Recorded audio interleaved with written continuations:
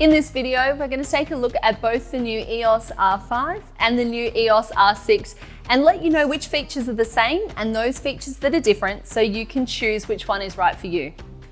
The EOS R5 has captured a lot of headlines with its impressive specs, including 8K movies, but the EOS R6 really shouldn't be underestimated. If you don't absolutely need 8K movies, then the R6 offers great value and it might just be the camera for you. First things first, as we take a look at the two cameras side by side, you can see they almost look identical, and picking them up, the grip and weight feels really similar too. In fact, these two cameras both use the exact same BG-R10 battery grip. So at least in terms of the base of the camera, the two are identical in size. And this isn't the only similarity. In fact, these two cameras share many of the same features, such as image stabilization. These two are the first cameras from Canon with this feature. Dual pixel CMOS AF Mark II. 100% AF frame coverage with 1053 autofocus segments. Eye detect AF and animal detect AF for eyes, head and whole body. Up to 20 frames per second continuous shooting with full autofocus and auto exposure tracking. Both cameras feature dual card slots, which is a really helpful feature. The R5 has the edge in this space because it features one of the new CF Express memory cards, which are the fastest on the market. And that speed is needed if you want to shoot 8K movies. The other card slot for the R5 is an SD card, and the R6 features two SD card slots. If you're upgrading from a 5D, a 6D, or the original EOS R, then it's great that both new cameras support SD cards because it makes for an easy transition. Multi-controller, AF joystick, and scroll wheel. Easy and familiar navigation for people stepping up from older models. Vari-angle LCD screen. This is the first time a vari-angled LCD screen has been included in the EOS 5 series from Canon, and I love this feature. Not just for finding new angles for shooting, but also packing the screen away and protecting it when it goes back into my bag. One thing to note is the LCD screen on the R5 is 2.1 million dots, which is higher resolution than the R6 at 1.62 million dots. The R5 screen is also slightly larger. 0.5-inch electronic viewfinder. Both features the same size viewfinder, however, the EVF on the R5 is a massive 5.76 megapixels resolution, and it's beautiful to look through. You can really see the edge in detail versus the 3.69 megapixels EVF on the R6. High file format. A new compressed file format with image files roughly the same size as a JPEG, but much better quality and with greater color range. Image.Canon, Canon's new cloud storage platform. You can upload all your images and up to 4K movie in full resolution direct from the camera to the cloud via Wi-Fi and store them there free for 30 days or link directly to other storage platforms. New LPE6NH battery. Both have a new long life LPE6NH battery, but good news is if you're upgrading from an older Canon 5D or 6D series camera or the original EOS R, then the LPE6 and LPE6N batteries are also compatible, but this may affect the performance as they won't last quite as long. Canon log. Great for people who need to color match to other Canon cameras in post-production.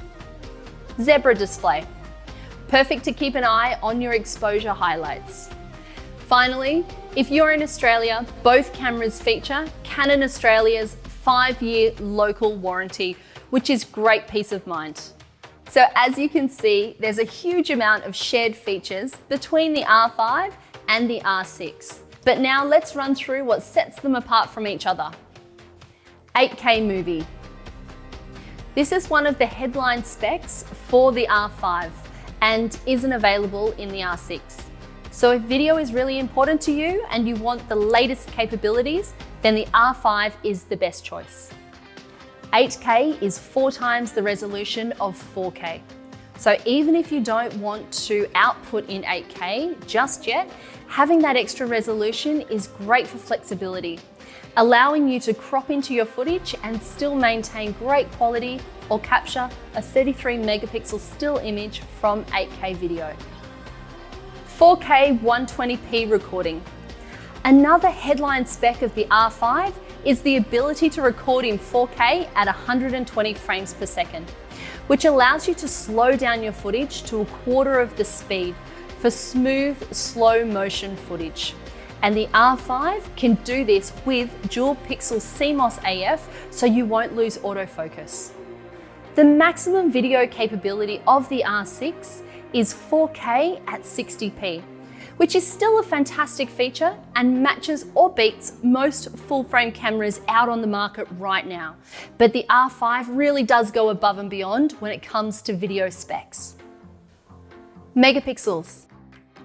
Both the R5 and the R6 feature full-frame CMOS sensors, but the R5 offers 45 megapixel resolution, where the R6 is 20 megapixel resolution. Extra megapixels gives you great flexibility to crop or to print your images larger. So if this is what you need, then the R5 has the edge once again. On the other hand, if you want to shoot a lot in low light, then less megapixels on the R6 is actually a good thing, because it means each pixel is slightly larger and therefore a little better at capturing light. For this reason, the R6 has greater ISO performance than the R5. Less megapixels also makes file handling a little easier. So if you're shooting a lot of images and don't necessarily need large resolution still files, then the R6 might be the better choice for you. R5 has a larger, higher resolution LCD screen and higher resolution EVF. As mentioned earlier, the LCD screen on the R5 is slightly larger and higher in resolution than the R6. The EVF is also higher resolution at 5.76 million dots. Top LCD screen. Looking at the top of the two cameras, you can see the R5 features an LCD screen on the top panel, which is great for viewing camera settings and mode selection. On the other hand, the R6 has a more traditional mode dial layout without the screen, which means that you need to check the settings either via the viewfinder or the rear LCD screen. 5 gig Wi-Fi. Both cameras feature built-in Wi-Fi to send your images to your phone via the Canon Camera Connect app or directly to the cloud via the new image.canon service. The R5 features 5 GHz Wi-Fi, which offers faster data transmission and is less affected by overcrowding than the 2.4 GHz featured in the R6. The R5 also offers 2.4 GHz and is an option because if you need that extra bit of range, then 2.4 GHz is the better option. Some of the other features that are found in the R5 but not in the R6 include portrait relighting mode, background clarity adjust, and DP RAW. Some great features for you to explore. So which is right for you? The EOS R5, simply the best all-round camera, ideal for people who want and need the absolute latest innovation that won't hold them back and inspires them to push the boundaries of what's possible. The R5 is best suited to a hybrid shooter who are looking to do lots of video as well as stills.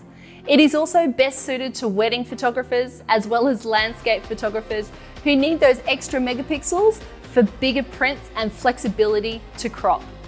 On the other hand, if you're more focused on stills and don't really need that extra resolution, 8K movies or 4K 120p footage, then the R6 offers a lot of the same innovation that's built into the R5.